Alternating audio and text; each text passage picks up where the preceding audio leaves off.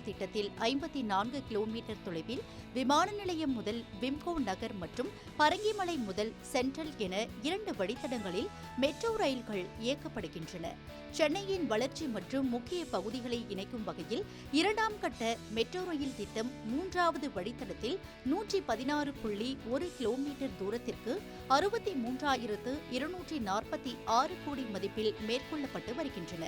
அதாவது 45.4 கிலோமீட்டர் தொலைவிலான மாதவரம் சிறுச்சேரி வரை 3வது வழித்தடத்திலும் 26.1 கிலோமீட்டர் தூரத்திற்கு கலங்கரை விளக்கம் பூந்தமல்லி வரை 4வது வழித்தடத்திலும் 44.6 கிலோமீட்டர் தூரத்திற்கு மாதவரம் சோழிங்கநல்லூர் வரை 5வது வழித்தடத்திலும் பணிகள் நடைபெறுகின்றன.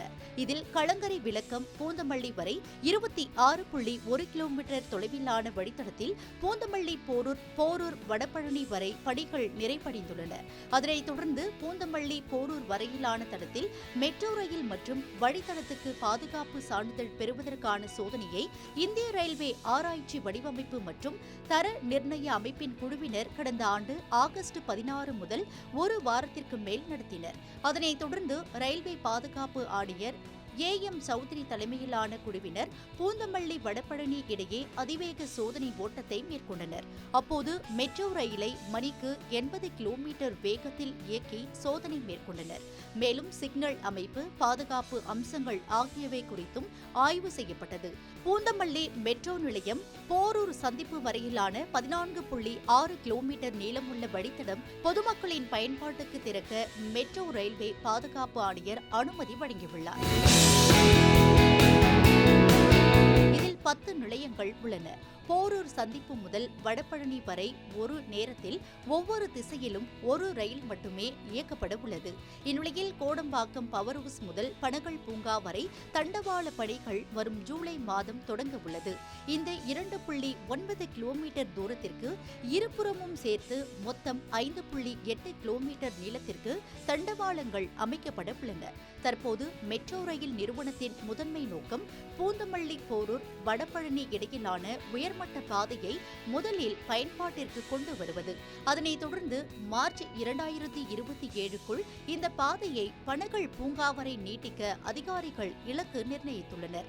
இந்த திட்டத்தில் மிக முக்கியமான அம்சம் என்னவென்றால், பூந்தமல்லியில் இருந்து உயர்மட்ட பாதையாக வரும் மெட்ரோ ரயில் பனகல் பூங்காவில்தான் சுரங்க பாதைக்குள் நுழைகிறது.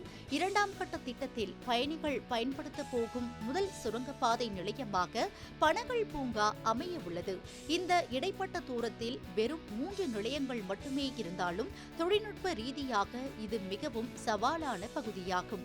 தண்டவாளம் அமைக்கும் பணிகளுடன் சேர்த்து ரயில்களுக்கு மின்சாரம் வழங்கும் மேல்நிலை மின்சார கம்பிகள் அமைக்கும் பணிகளும் ஒரே நேரத்தில் தொடங்கப்பட உள்ளன. இதற்கு தேவையான தண்டவாளங்கள் மற்றும் பிற தளவாட பொருட்கள் ஏற்கனவே அந்த இடத்திற்கு கொண்டுவரப்பட்டுள்ளன. தண்டவாளம் அமைக்கும் பணியை விட பனகல் பூங்கா சுரங்கப்பாதை நிலையத்தை நிர்ணயிக்கப்பட்ட காலத்திற்குள் கட்டி முடிப்பதே தற்போதைய பெரிய சவாலாக உள்ளது. இந்த நிலையத்தில் சுமார் 5 நுழைவு மற்றும் வெளியேறும் வாயில்கள் அமைக்கப்பட வேண்டும். இவற்றை 2027ஆம் ஆண்டு மார்ச் மாதத்திற்குள் முடித்தால் மட்டுமே ரயில்களை தடையின்றி இயக்க முடியும். எனவே நிலைய கட்டுமான பணிகளை முடுக்கிவிட அதிகாரிகள் திட்டமிட்டுள்ளனர். இந்த வழித்தடம் பயன்பாட்டிற்கு வரும்போது தியாகராய நகர் மற்றும் அதனை சுற்றியுள்ள பகுதிகளில் வசிக்கும் மக்கள் பெரிதும் பயனடைவார்கள். பனகல் பூங்கா நிலையம் செயல்பாட்டிற்கு வருவதன் மூலம் பயணிகள் 2ஆம் கட்ட மெட்ரோ பாதையில் இருந்து முதற்கட்ட மெட்ரோ பாதையுடன் எளிதாக இணைந்து கொள்ள முடியும். இது சென்னையின் ஒரு முனையில் இருந்து மறுமுனைக்கு செல்வோருக்கு பயண நேரத்தை வெகுவாக குறைக்கும். சென்னை மெட்ரோ ரயில் நிறுவனம் இந்த சிறு வழித்தட பணிகளை அடுத்த ஆண்டு தொடக்கத்திற்குள் முடிக்க திட்டமிடப்பட்டுள்ளதால் சென்னையின் போக்குவரத்து கட்டமைப்பில் இது ஒரு முக்கிய மைல்கல்லாக அமையும் என எதிர்பார்க்கப்படுகிறது.